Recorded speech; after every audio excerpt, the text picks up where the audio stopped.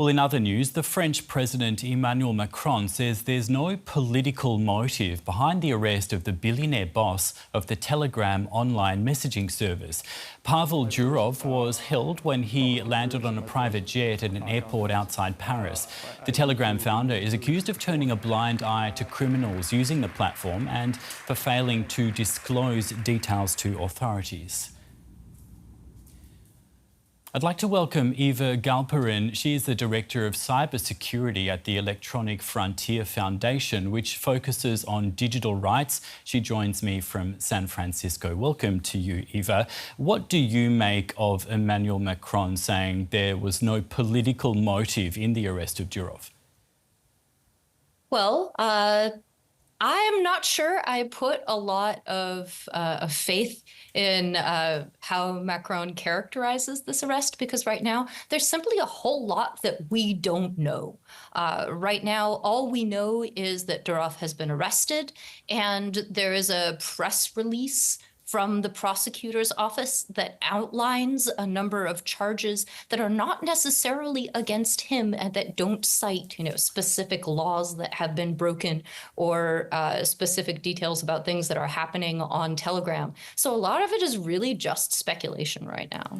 I'd like to ask you a little bit more about that, because according to prosecutors, Durov's arrest was partly over suspicion of providing cryptographic services to criminals. You've tweeted that some of this is a big red flag. Could you explain what you meant by that?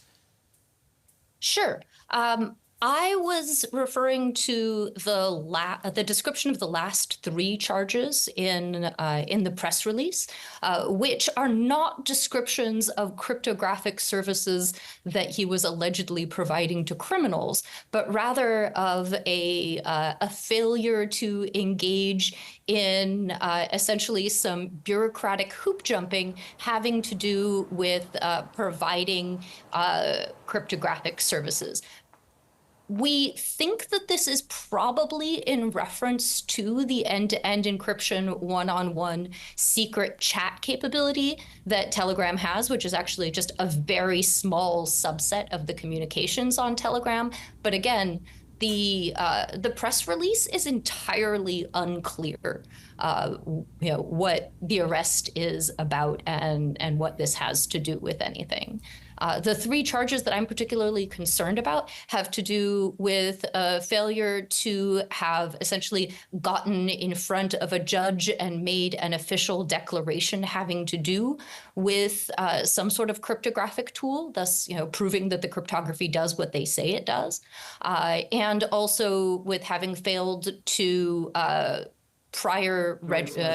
register these tools in some way that is familiar to most makers of cryptographic tools that make themselves available inside of France. Okay, if we sort of look a bit more broadly at this does seem to be a situation where a government is trying to hold a provider of a web service liable for the actions of its users. I'm just wondering, do you agree with that? And do you think this is an attack on free speech, like Elon Musk says, or a genuine attempt to tackle criminal activity? It depends. We don't even know what the activity is.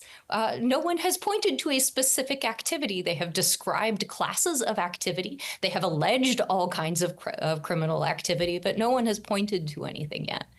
One of the reasons why I am really skeptical whenever a government says that a platform is simply failing to go after criminals is that governments have very different ideas about who does and does not qualify as a criminal.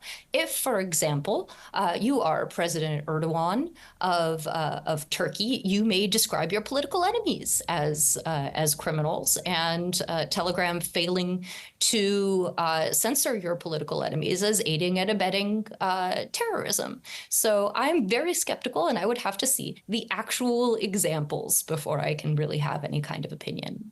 Okay, thank you very much for your time there, Eva. That was Eva Galperin, Director of Cybersecurity at the Electronic Frontier Foundation, speaking to us from San Francisco. Thank you. Thank you.